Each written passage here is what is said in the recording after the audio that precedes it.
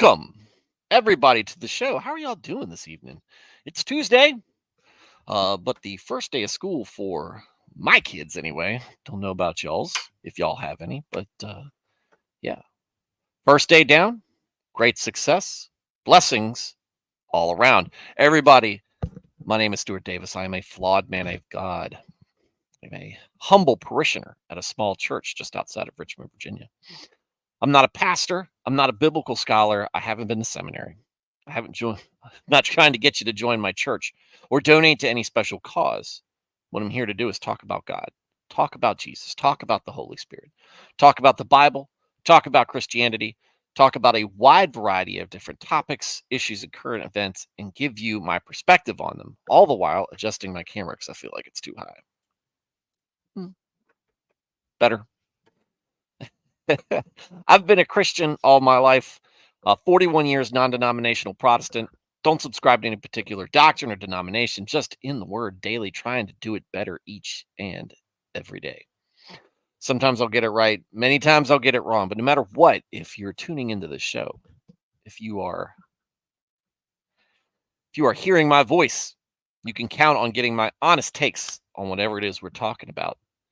So, if you are somebody who is interested in learning more about Christianity, you want to become a Christian, you are moving towards that, and you just need some motivation.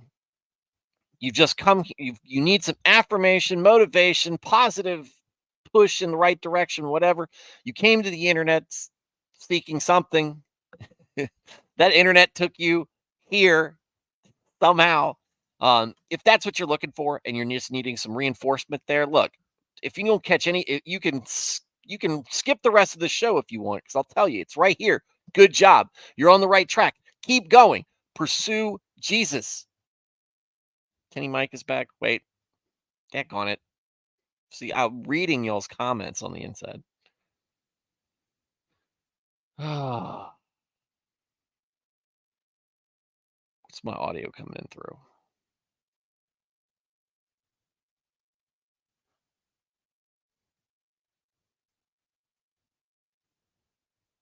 This should be the normal one. Shouldn't be tinny. Anybody else getting issues? Is it just Matt? No offense, Matt. I really just hope it's you. Anyway, while I'm waiting for that feedback, yes, continue chasing after Christ, because that will set you up for success. It sets you up for salvation. And I'd love to see that happen for you. If you are looking for that, you'll get it here. But if you want to stick around, what you'll find, this is a very casual, very layperson approach, very amateur stream. It's unscripted stream of consciousness. So if you want to hear the raw thoughts from Christians, settle in. I think you'll enjoy it. If you were already a Christian and you just enjoy Christian topics and discussions, is welcome as well. Glad to have you here. You'll find that we run this very similar to a Wednesday night study group.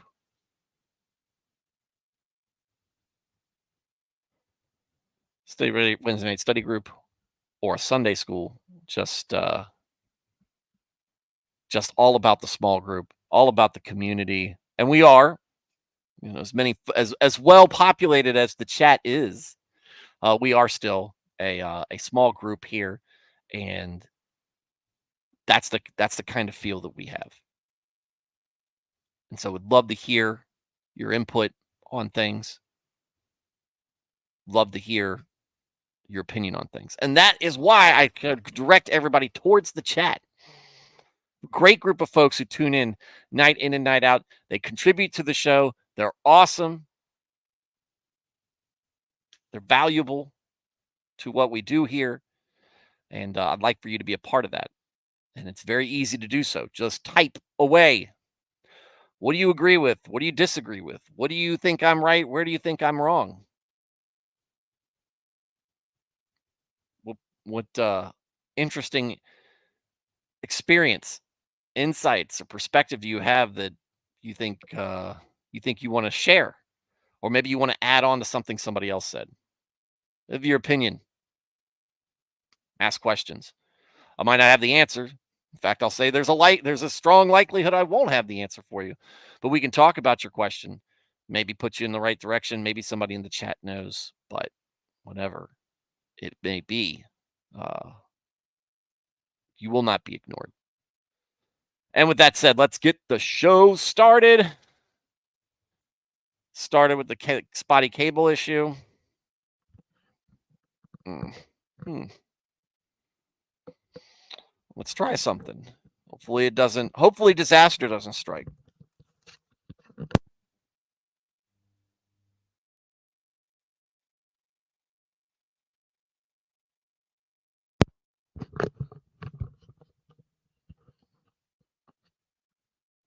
Am I coming in now? Hopefully better. If not, I don't know what to tell you. All right. So, who do we have tonight? Mordred Kane. What an ominous sounding name. First in the chat. Mordred, have you been here before? I don't recognize the name. For some reason, the avatar does seem familiar. Anyway, welcome. Whether it's first in the chat, first time ever in the chat or not, welcome. Alex Moore is here for the music. What a shallow motivation.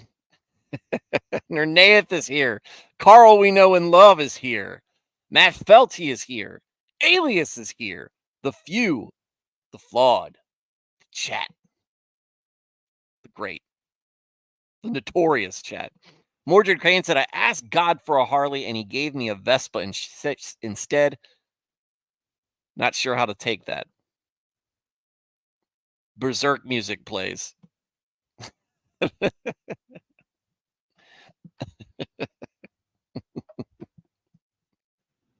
I'm sorry about the Vespa, but I don't know if you would have been happy with the Harley. As a fellow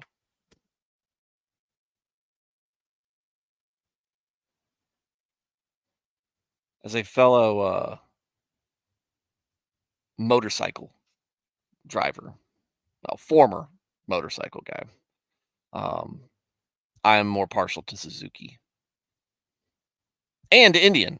Actually, if I was going to get one these days, it would be an Indian. Really like the look. Harley, I'd always just felt like you're just overpaying. French or Italian? So Mordred said Irish and Welsh, American. Nernaeth, not sure how it happened, but it did. Woohoo! Got my Welsh folks here. Love it.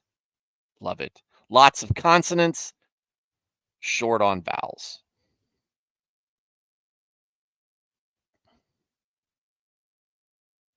Meant the Vespa. French. Ugh.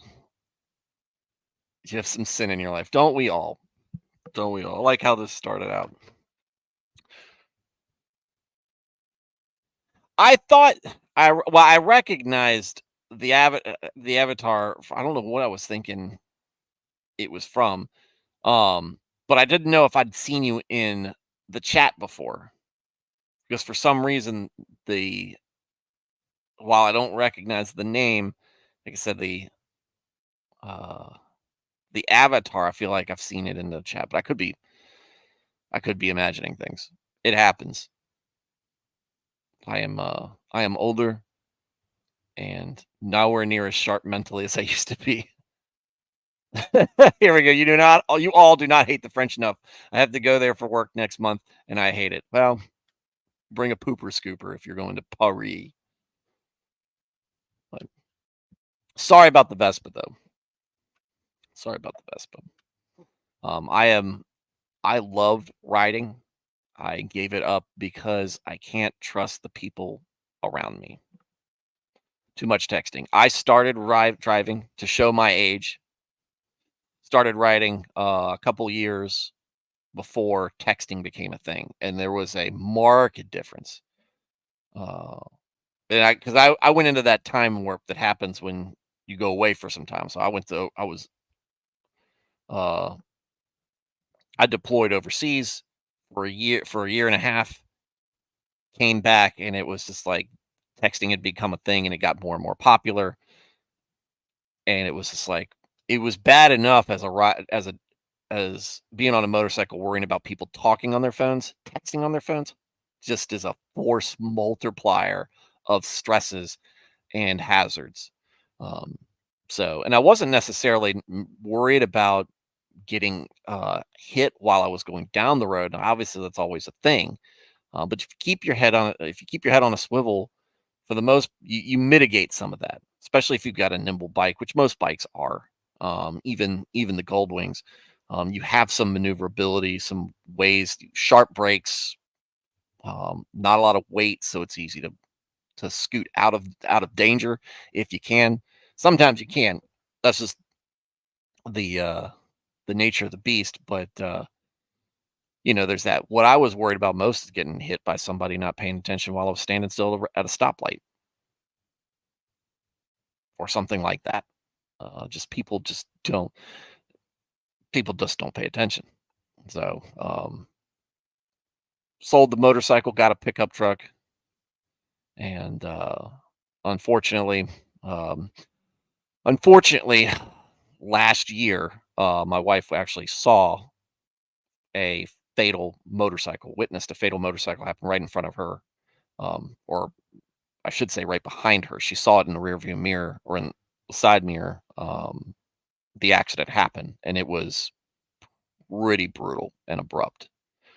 I think it was a died on impact, and it wasn't something that body acting stupid. It was just somebody made a mistake, and you know, kind of shakes her up. We've got a young family, young kids.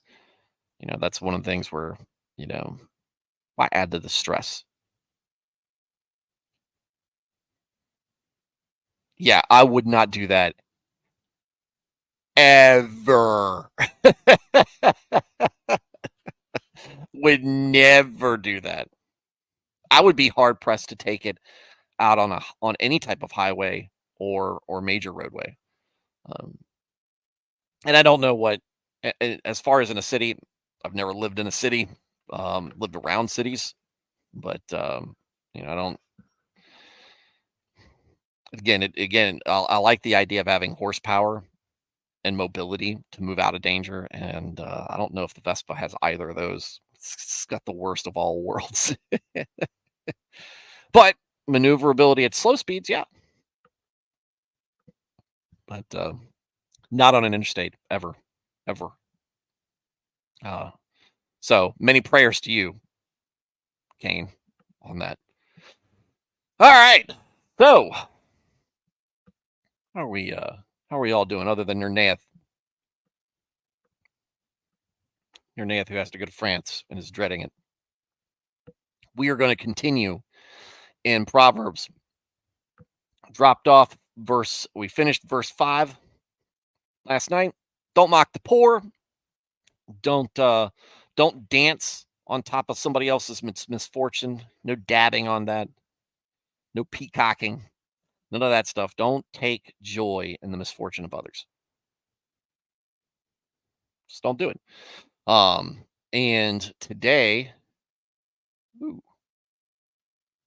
today we start off with something maybe more applicable to the older folks who listen, um, and maybe something for us with young families to look forward to. Grandchildren are the crown of aged men, and the glory of children is their excuse me.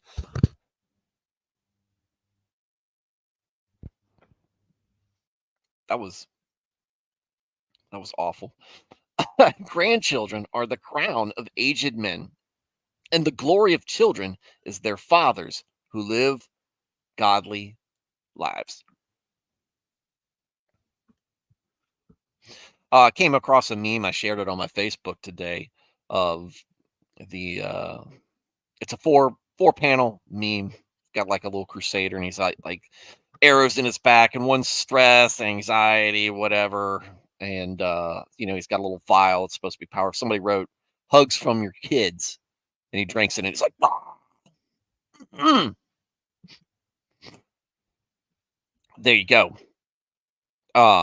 And you're ready to go. And that really is a force. Now I can't imagine the feeling with grandchildren. The talking to grandparents, both my parents, my in-laws, and other people who have grandparents.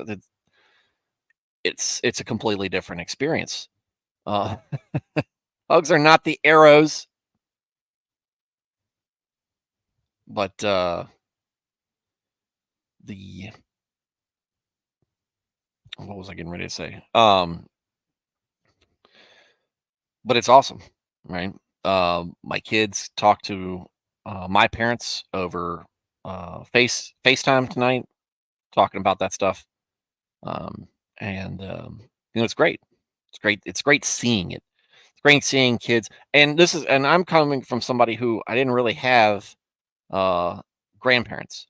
Both of my grandparents on my dad's side died long before I was born.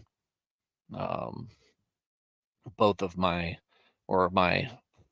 grandfather on my mom's side wasn't a great guy, wasn't in the picture a lot.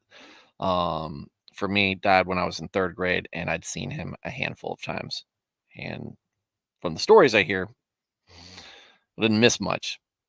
Um, for my grandmother, who actually my mom's mom, only died a couple of years ago, but we had a somewhat contentious relationship, and a lot of it had to do um, with how she treated my mom, which I objected to.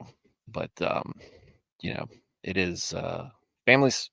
Family situations can be complicated.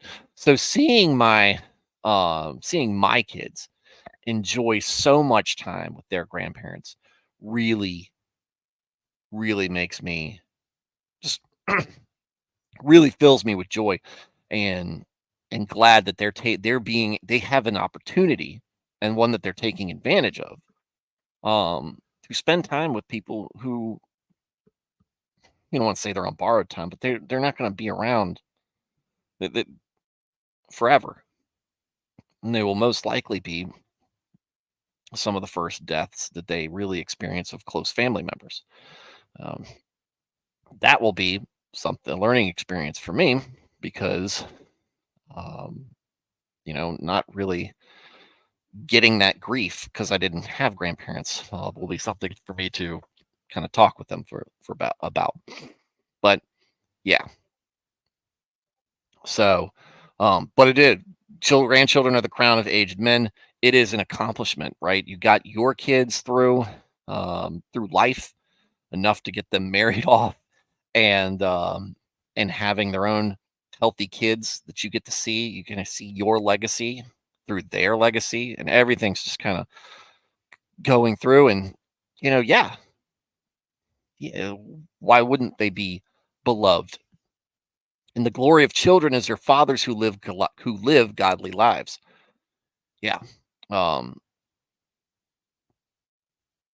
the idea of having parents, not just fathers but parents, but we think of the father as the spiritual head of the household, um being someone um that your sons and daughters can look up to and say, I was set up for success by my dad, by my mom and dad, taking me to church, establishing the faith at a young age with me, being a great example, living as close as they can, that example for me to follow.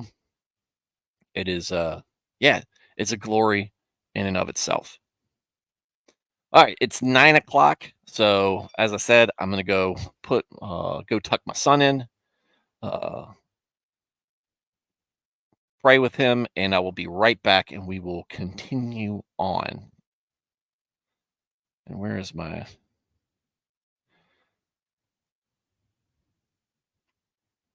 do-do-do-do. Enjoy the music in the meantime.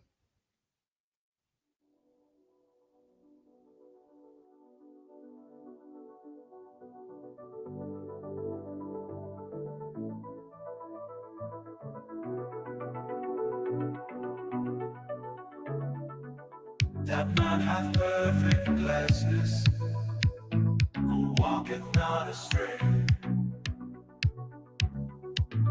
In counsel of ungodly men, nor stands in sinners' way, nor sitteth in the scorner's chair, but placeth his delight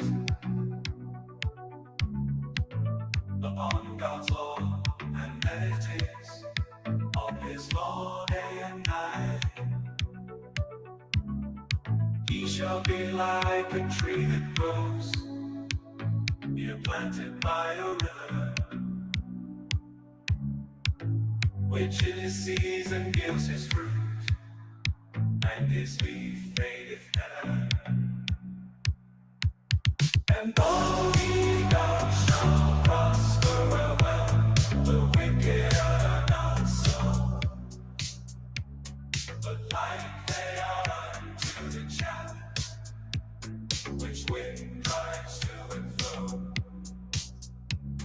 In judgment therefore shall not stand, such as ungodly are, nor in the assembly of the just shall wicked men appear. For why the way of godly men unto the Lord is known, whereas the way of wicked men shall quietly overflow.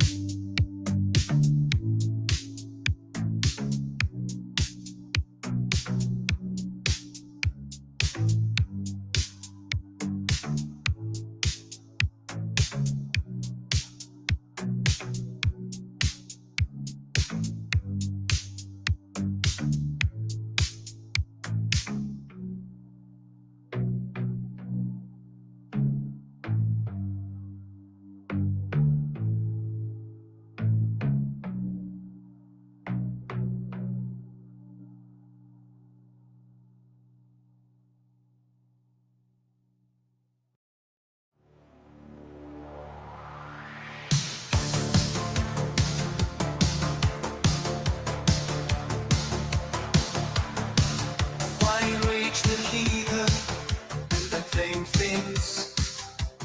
Why do the people blind? Kings of the earth do set themselves, and princes of the wine to plot against the Lord and his anointed saints. Let us asunder break their bands and cast their cords from us. He that in heaven sits shall laugh, the Lord shall scorn them all. Then shall he speak to them in wrath, in rage he vexed them shall. Yet notwithstanding I have him to be my king appointed, and over Zion my holy hill. I have them king anointed, the sure decree I will declare. The Lord has said to me, thou art mine, only son, this day I have gotten thee.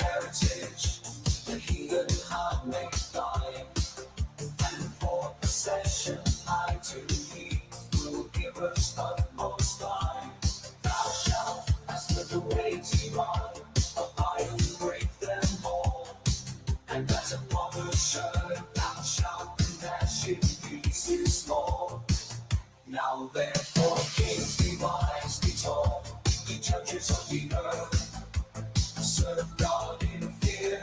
You see that He join trembling with your word. Kiss me the sun, rest in His eye. He perished from the way. Once His wrath begin to burn. Blessed all that on Him stay.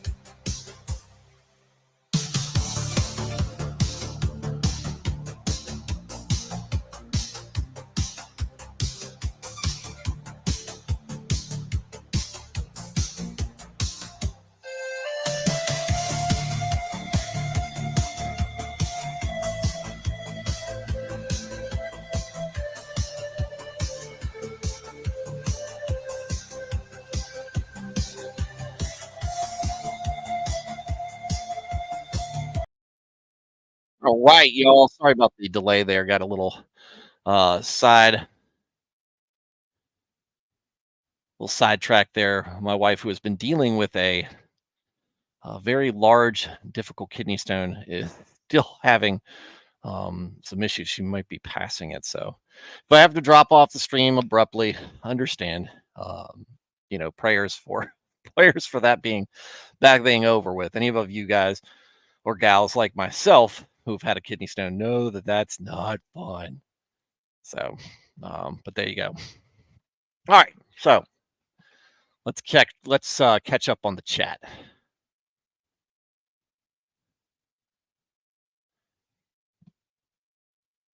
Moped is better than a Vespa. I visited the electric bikes or the pedal the new type of mopeds you see out. Those look interesting. Notice I didn't say I wanted one. Just interesting.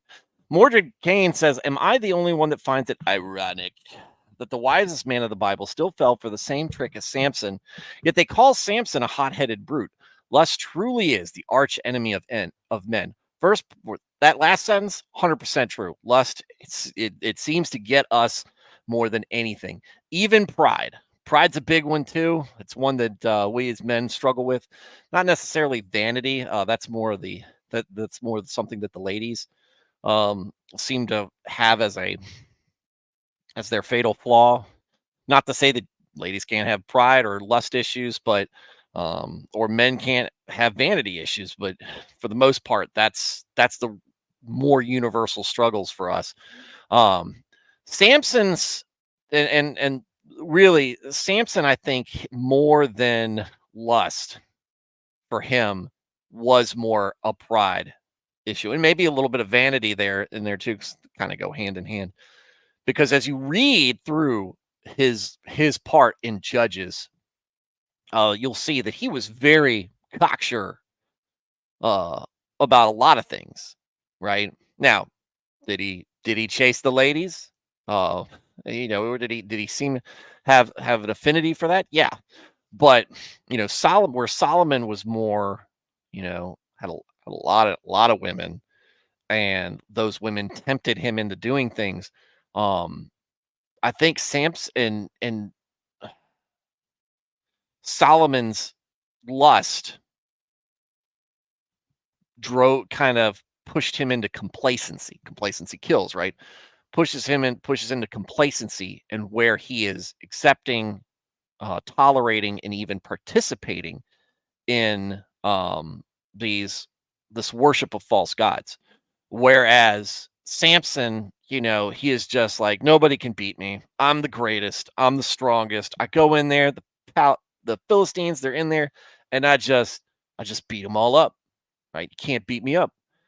And this woman, Delilah, is not gonna, you know, eat it. I don't know what's going through Samson's head over that, other than assuming that I'm strong, can't beat me, until finally he goes, eh, maybe I'll try. Maybe I'll try challenging myself, or there's no way that they can beat me through anything. And so he finally tells her and screws him up. But what we see from both Samson and Solomon, cautionary tales, men with great gifts and blessings, brought low because of their own human flaws. But what we see at the end with both of them, which is a recurring theme in the Bible, is redemption. Solomon learning his lesson, humbled severely, but not forgetting God in the end and praying out to him that he can do one more act for God. And Solomon writing down a lot of these proverbs as he realizes some of his mistakes that he has made over the years, um, and trying to kind of make right on that by passing on good wisdom to us. Um, I feel like Solomon's redemption kind of feels more complete, or not Solomon. Samson's redemption seems a little bit more complete and final. There's closure there and immediacy. Solomon, you know, he leaves the kingdom to his son Rehoboam, who promptly doesn't listen, doesn't use wisdom, and the kingdom is split. And it remains that way for the duration. Um, but with especially since we're in Proverbs, it's coming from Solomon, and we haven't even really gotten to the lust part. Like we've touched on it a little bit on the first few chapters of Proverbs, but lust is covered throughout though, because we saw it we see a little bit with Samson. We see it um with King David. David and Bathsheba is one of the biggest episodes of that. Um because David, who is a hero, a man after God's own heart, he lust drives him to great sin. And it really is the first time he really puts a foot wrong before God. Matt Felty saying, smash the like the show, guys. If you like the show, click the like button. If you want to subscribe, or if you want to see more, subscribe, hit the notification bell for notifications. Veritex said, evening, keep praying, miscommunication with the mover, trying to negotiate with another. Now we have a debate on what the next few nights will be. Oi. Yeah. When we were rushing to get out of the house that we couldn't close on because of the seller not having their documents in order, we were supposed to be out on a specific date. Movers didn't show. And they were supposed to be there at 9, 12 o'clock, 1 o'clock came, no movers. Couldn't get we went through like a broker or whatever, like kind of like Angie's List or something like that, just for movers. They didn't show up. We called, so we called them and they're like, look, we're going to get somebody else out there. The folks who came out there, top notch, great guys came out there. They did drop a box and break some stuff. They apologized, but they were in and out. What they broke was some bowls, some some dishes, easily replaced. They apologized. The guy with them was young and new, and we called them back out there. Dude, guys are strong. And then they came back. They didn't bring the new guy. They brought a refrigerator of a dude out there who was able to lift. So up here, I'm on the second floor. I'm above the garage. I have a full-size couch over here. We've had this couch forever, which is why it's the man cave. It's not down in the living room. It's full-size couch. Doesn't have a mattress in there. It's not a sleeper, but we couldn't get it up. The stairway wouldn't fit. So we had to come through the balcony deck, and we had to lift it up. And man, he lifted that thing from the bottom right underneath the arm. He lifted it long ways, just grabbed it and lifted it straight up. Man, dude was strong. Speaking of Samson, and got it in there for us. We were very blessed. So hopefully, Veritex, you end up with good movers, and you're able to go in there with little disruption. So, yeah, prayers for you, Veritex. I know it's just a very stressful endeavor. Alex Moore said, "Oh my goodness, Stu, I'm not ready for that phone call of me being a granddad. It happens sooner than you think. I think you'll be happy once that day arrives, whether you're ready for it or not." The phrase "air mattress" has been used. I hate air mattresses. Cannot sleep with them. Matt Felty said the only time Samson did something righteous when the spirit was upon him was at the end. That's why he is known as the hothead. Um, yeah, I don't think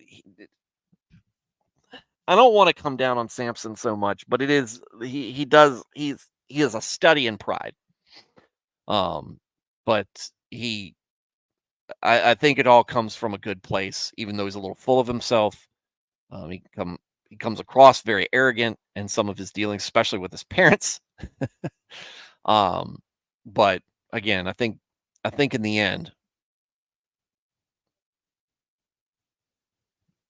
he has very much a Boromir ending, right? Goes out like a G, and good for him. Mordred asks, has anyone heard about what happened to the Irish Catholic Church? I heard they are having trouble keeping churches open over there. I feel like for some reason, um, I've heard it in passing, but not really all that much. But part of the big thing with them is the Irish Catholic. It seems like the Irish Catholics have been very pro choice, very pro modernizing the church. This is just the impression I get, and it feels like nothing has driven people from God faster than compromising the principles, right? Because you either teach them that stuff and they understand that that's not something that really aligns with the faith, and they just walk, and so they don't feel like they need it, or you convince them that life is not many different issues. We've covered it many different times on how that drives people away, and that is why not just if they're having problems, they can join the Methodists, they can join a lot of Anglican churches or the Episcopal churches, they can join ELCA churches. A lot of very liberal churches have difficulty keeping their doors open. So some movers are as dependable as Judas in the Last Supper. Man, well, you can depend on them to screw up. Screw you. Planes, what's going on, buddy?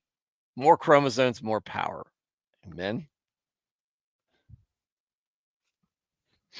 All right. All right. Excellent speech does not benefit a fool who is spiritually blind, much less do lip. Excellent speech does not benefit a fool who is spiritually blind, much less do lying lips benefit a prince. All right, that's verse 7. Going to the Niv translation over here, eloquent lips are unsuited to a godless fool. How much worse lying lips to a ruler? Feel a little bit more, feel it hits more succinctly with the Niv translation. Look, flowery words, eloquent speaking, it's all well and good. I use lots of big words in between my ums and uhs because I'm live. I just did that. But you can be well spoken. But if you are not God fearing, if you don't have the Lord in your heart, if you reject Him, even or to His very existence, it's all for nothing. It's all vanity. It's all vanity.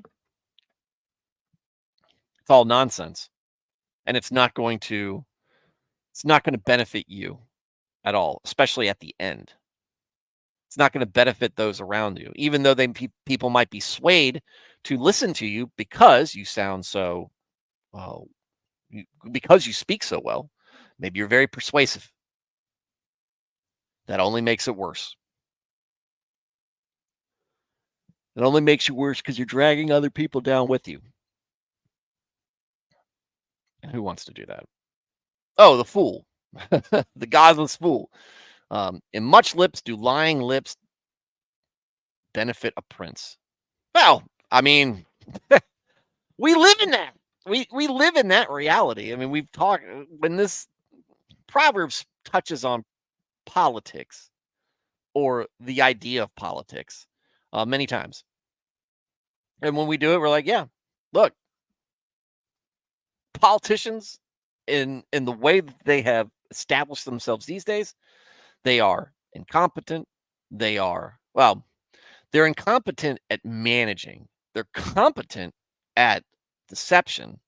And maybe that's most less that they're competent, more than we are complacent or um, jaded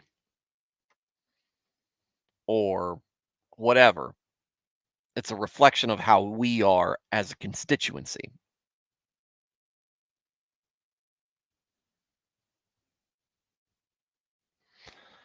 We're lied to all the time. We don't respect our politicians.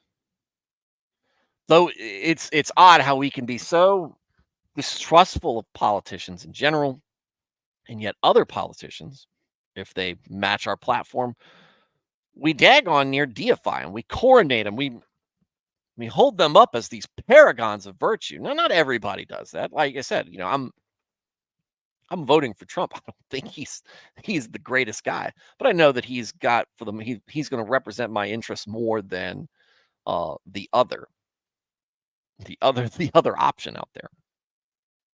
And that's just me. But I'm not saying, oh yeah, look, he is, he is he is the Jesus approved candidate.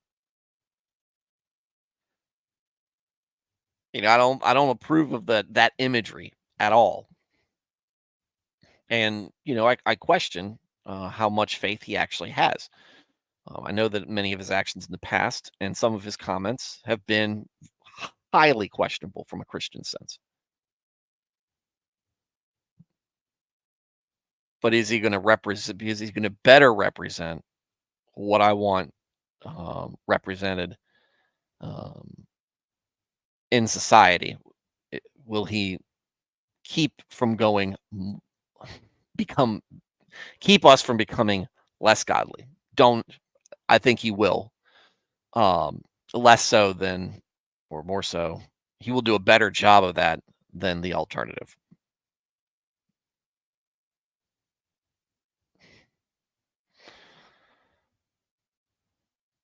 But they all lie to us. He lies, Kamala lies, all of them lie.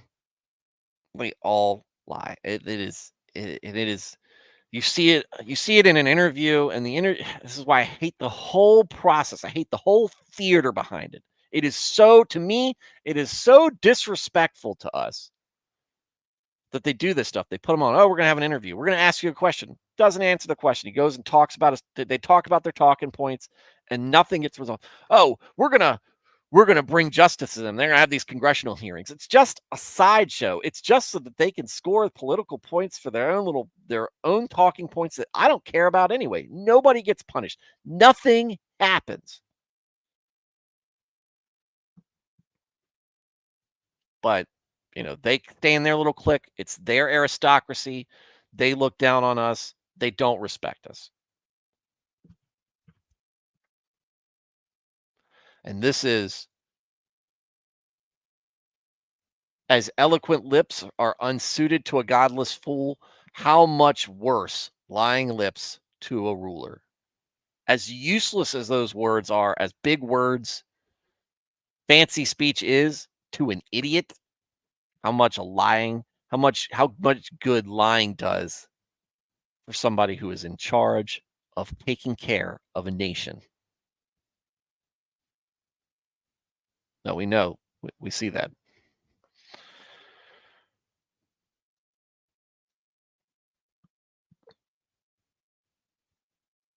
Mordred said, a Christian's words must be honest and true. Keep it simple. Don't get lost in pretty words that don't have meaning, but elevating your own self-righteousness. Yeah, well, that's a little convicting to me, Mordred, but well said. Very eloquent. Also, that proverb really reminds me of Jordan Peterson's do. Extrapolate on that, please, because I feel like I know where you're coming from on that, and I'd like to see where you're going with that comment. With Jordan Peterson, wash your scriptures. Hope for David, be prepared for Saul. Most people are Saul. When we Mordred, I don't know if you listened during Kings, when we were reading through, I'm sorry, Samuel, when we were reading through the Samuel books, I said that it's like Saul was very much how most of us would be when given power. David was exceptional. David was exceptional, very faithful, and very humble when shown his errors. Saul, on the other hand, was kind of fatalistic about it, not very faithful. Um, the the venue was too big for him, and he failed. He failed pretty badly. And at the end, he fell pretty. And we were talking about Samson getting his redemption. Saul did not get a redemption. He did not get. He did not go out like it. Wow. I mean, he went out on his own. He took his own life, but not in the way. I mean, go down fighting like Samson did. He just was fighting, realized that he had been defeated, and then killed himself. Blaine said, Nernath, I had a handicapped employee once. Watched the guy push a pallet of 9mm like it was a wheelbarrow. That's impressive. Stu, the good thing is whoever we vote for, God puts who he needs to put in charge, or who he needs to put in charge, who he desires to put in charge. However you want to express that. Sometimes he gives us who we deserve, right? And I guess that's that is one of the things that we get in a constitutional republic, democracy, however you want to, whatever voting political style you want, you get what you deserve oftentimes, especially where we are now.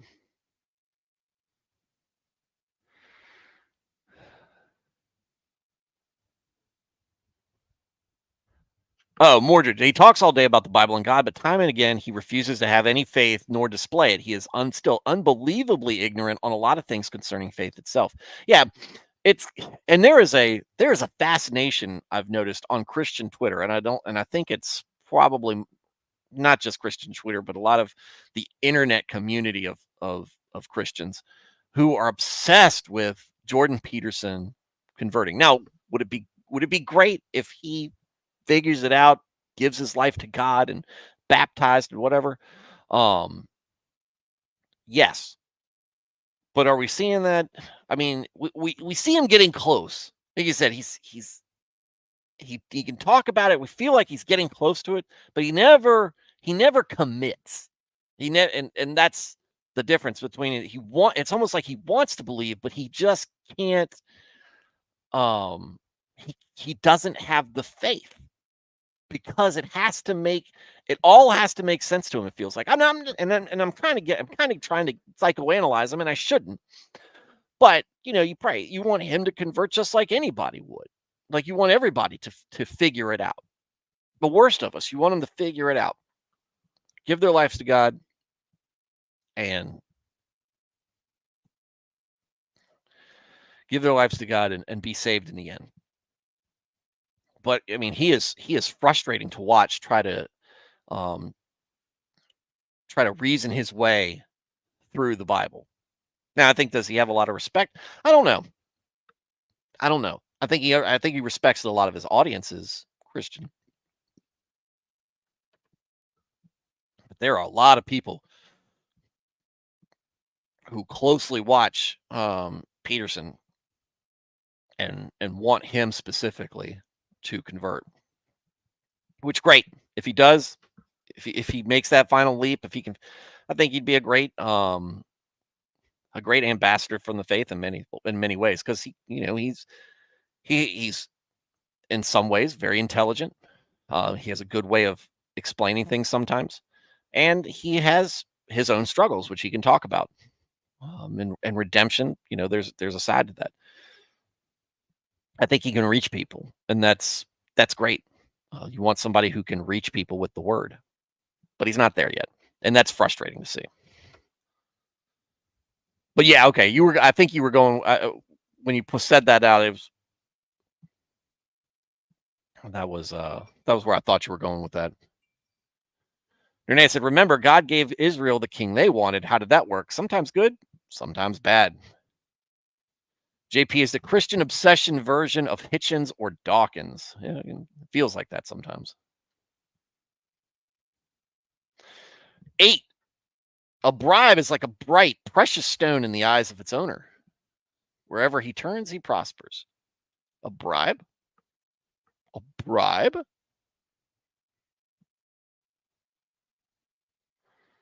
It's a charm. Ah, okay. Niv coming in a little bit better, coming in twice tonight, with a good clarification here.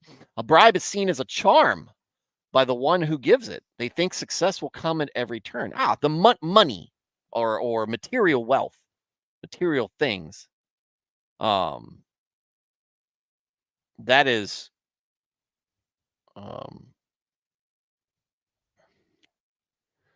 that is something that people can, a lot of times rich people think it's like, yeah, does it open a lot of doors? Oh yeah. Is it morally questionable, or is the way you're opening those doors morally questionable? Sometimes yes. But they hang on to that. And it's not just people who have it and use it, but people who seek it because they think that that will solve their problems. And you think that you can buy your way into success. And yeah, you could buy your way into opportunities, but also you can buy your way into disaster. Bribery is sinful. Not bribery like bribing your kids, but bribing in a corrupting way to give yourself an unfair advantage over your neighbor in an underhanded way.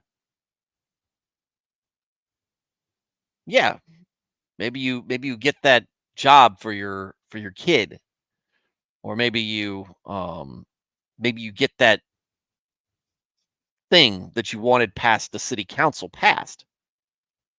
But what cost to your soul? So was it, again, was it worth it? Hope it was, because what have you done? And when you lean on that, money opens all the doors. You lean on that. You just think, the interesting thing is what happens when you run into a principled person and you don't get your way. That's when things can get really nasty and really messy. Because usually in frustration, more sin is committed.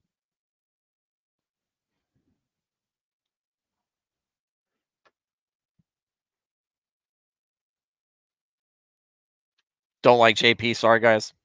I'm ambivalent on it. Like I hear some clips and I'm like, yeah. I hear other clips and I'm like, not so much. I hear more that I enjoy than I like, but I'm not a follower of the guy. But again, do I want more people? Do I want his salvation? Of course. And do I think he could be, if he did give his life to God, that he could be a force? Yeah, I think he could. I think he could bring other people over. People I don't think I could reach. So good, even better. It's kind of one of those things where, and maybe that's why so many people obsess over it. I don't know. I don't know.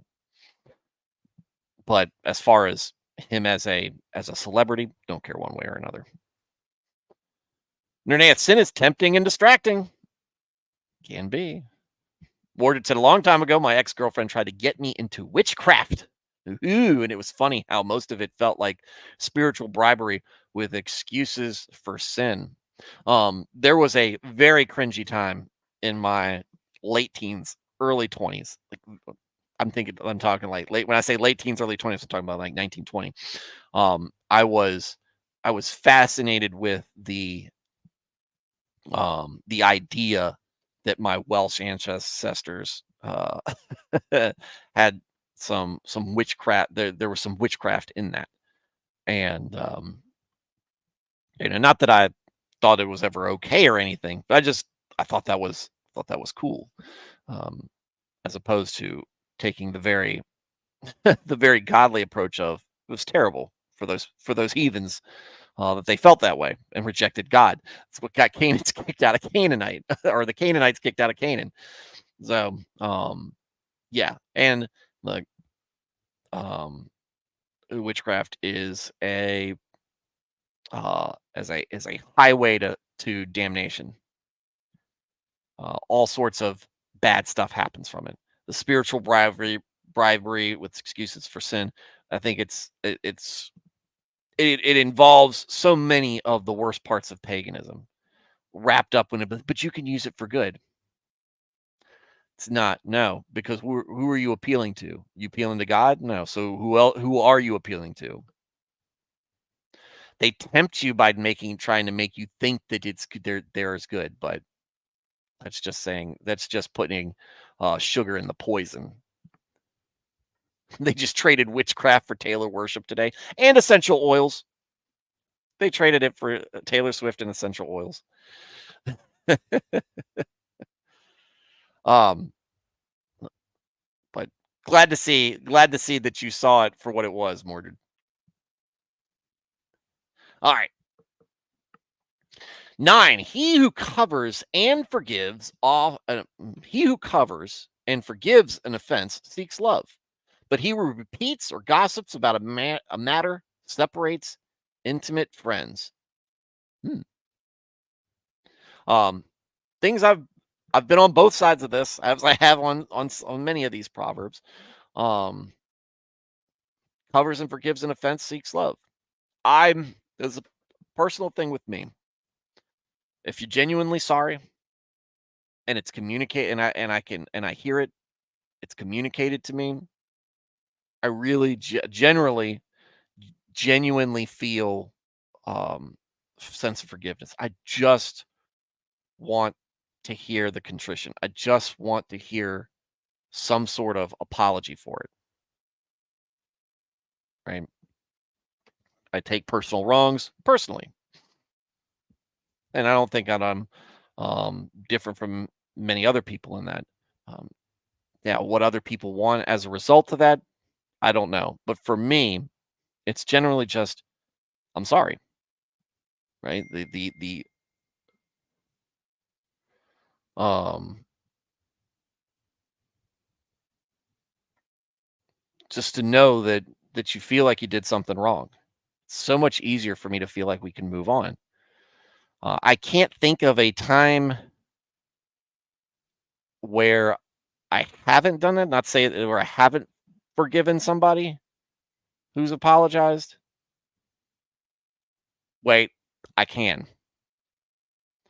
I can think of a time, and I feel like if I met that person again, I would apologize for the way I behaved, the way I treated, and the way I rejected that. Um, so, um, yeah, covers and forgives an offense, seeks love. Right? We want redemption for ourselves. We should respect that and expect that, or treat others with that expectation too. If they want redemption from us, yeah, yeah, we can't give it to them for God in God's hands. I forgive you for what you did to me on my behalf, but you still got to make things right with God, right? But I wanted God to forgive me for the things I do, so I need to emulate that with my brothers and sisters in Christ and God's creations. Um, Here's the other matter: the repeats and gossips about a matter separates intimate friends.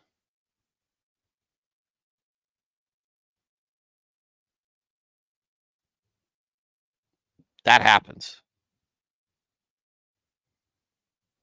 That happens. I've been a part of it. Been known to gossip. Guys do it. We normally um guys do it. We normally attribute that to the ladies. And look, they do their fair share of gossip, but I think gossip it occurs probably more in our lives, especially the more connected we are with other people. We gossip and it just seems it's like the white lie, right? It's nothing that bad. Does it really? How destructive it can gossip be? Very destructive. It doesn't take a whole lot of imagination once you start to think of times where it's been bad, specifically for you. A lot of times that's the easiest way when it's affected you. You understand. Um, Gossiping about your friends, gossiping about your family, and everything that can create rifts because now you're spreading uh, spreading ill feelings, rumors, or whatnot about people who you supposedly care about, that you're supposed to be tight with. And now other people have a negative opinion of that person because of what you've done. And eventually, it eventually gets back to that person. The language of the devil. I like that.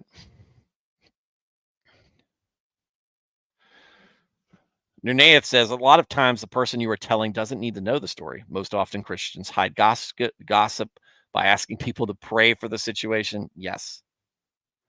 Yes. And I've done that not trying to hide gossip, but I've had, hey guys, so and so's got some stuff going on. Could use some prayers on that. Um, they ask, and I don't want to get into it. Just pray for them, right? And usually that'll lead for them. Hey,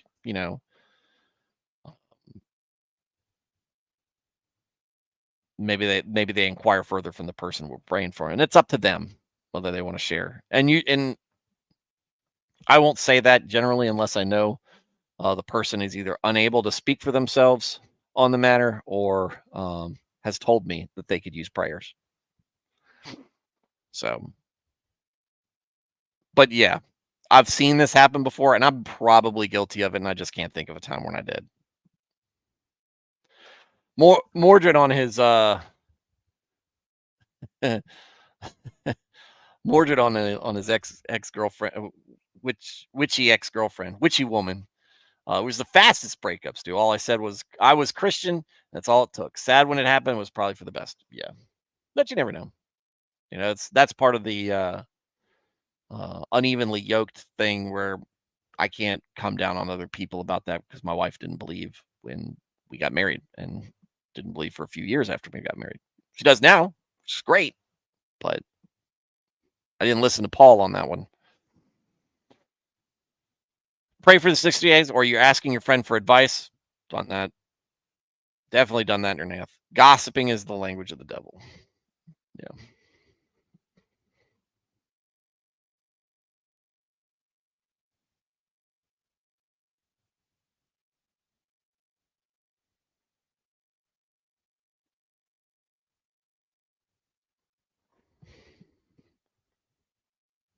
Did you try tossing water on her, or holding a cross in front of her to see if she?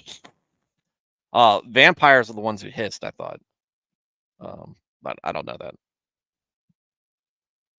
Never been confronted in that matter. All right, 10. Last one for tonight. A reprimand goes deeper into one who has understanding and a teachable spirit than 100 lashes into a fool. This is something that we've covered many times. The willingness to learn, the humility, the ethics behind somebody who wants to improve, wants to get better, understand that they have more to learn. Reprimands go much further than trying to beat the wisdom, basically beating the wisdom into an idiot, a fool, right? What's the common understanding with fools? They don't learn. They don't figure it out, which is why when we say I was a fool or I am a fool when it comes to X, we know we act stupidly. It's something that we struggle with, and it seems like we're never going to learn. So we call about ourselves. Um,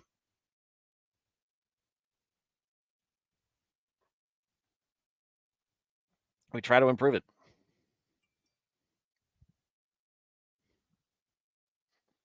But when you open yourself up with that humility, I am a sinner. I don't know. I need to learn. How do I learn? Go to scripture, pray, talk to your pastor or priest. And that and in everyday life, being a mechanic, learning how to work on things. The practical advice I give is, when I learned how to work on helicopters in the Army, you come out of helicopter school with pretty good understanding of how uh, a lot of the aircraft works, um, as described by the manuals, as described by working on aircraft that have been long since been decommissioned. But you're taking apart engines, you're pulling you're pulling the main rotor head off, you're working on the tail rotor blades, you're doing all that stuff. All changes when you get to your first assignment, and these aircraft still fly. And then you learn all the quirks behind the airframe or a particular model of helicopter. Um, you know, how the Alpha model is different from the Kilo or the Lima or the Mike model of UH-60s. And you lean on it. Um, I had a great guy teach me, great sergeant teach me. He knew, two of them actually knew the helicopter, knew that bird better than anybody else. And they weren't always the most squared away soldiers. Uh, they didn't max their PT test, but when it came to working that bird, they knew it. They knew their job, and I listened. I was surrounded by good influences there, and that comes with the territory in our spiritual life. We have to understand. You can, you know, we have to understand that we have more to learn, even when we feel like we're in a good season in our lives and we're doing things right. The best way to stay in that good season, or be prepared for when we are faced with deep and troubling things in our lives, we're better prepared to handle it, is by giving our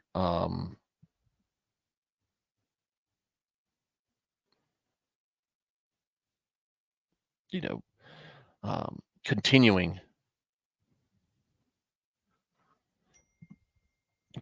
to work on things,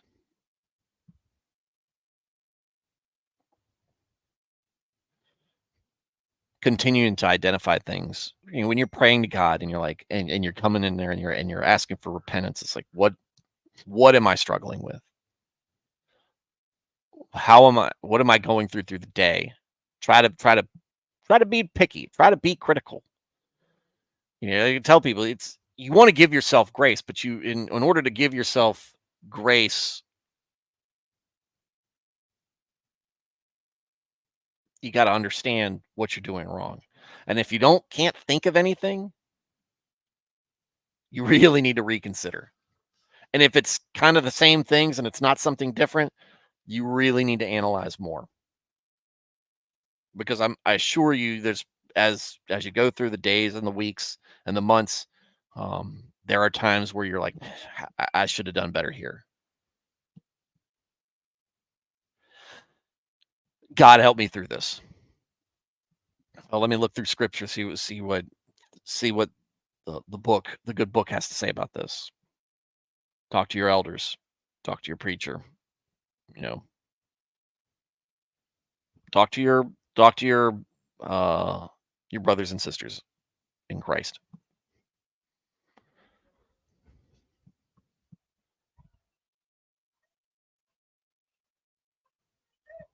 The baby's awake. All right. Well, on that note,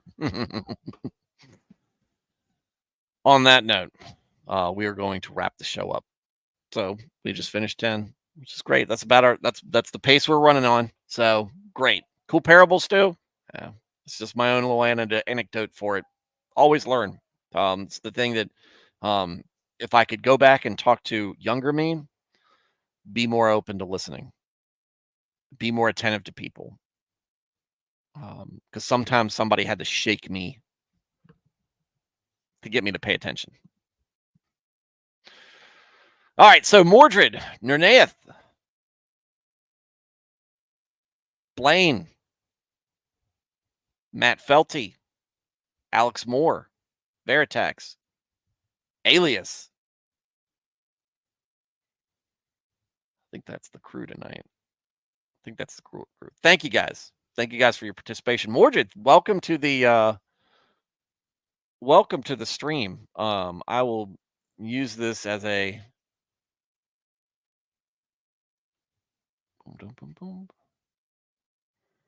I will use this as an opportunity. I think that's justification enough. Give you some mod stat.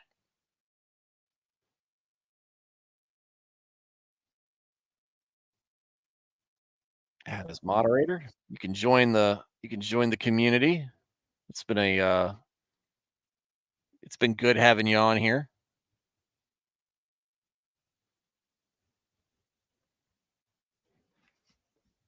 I'm gonna go play Starfield. Thank you guys for thank you guys for your words. Thank you guys for your input, everything that you guys have added, questions, all that. We appreciate it. We appreciate it. I appreciate it. I appreciate it. And I hope y'all continue to be the chat that you are, which is great. To those folks listening and not being part of the chat, because you can't or you won't, that's okay. I encourage you to, but if you don't, you can deal with it. You can take the hit. But I'm really just happy that you're finding a place that you can come to and listen and get something good out of it, which is, hey, we're talking about the word. So that's wholesome, right? Christ maxing is wholesome. So that's what we try to do here. And yeah. So everybody who's catching me on replay, hey, thank you for watching. I'm sorry I missed you. I hope to catch you live soon. Everybody have a good night and God bless.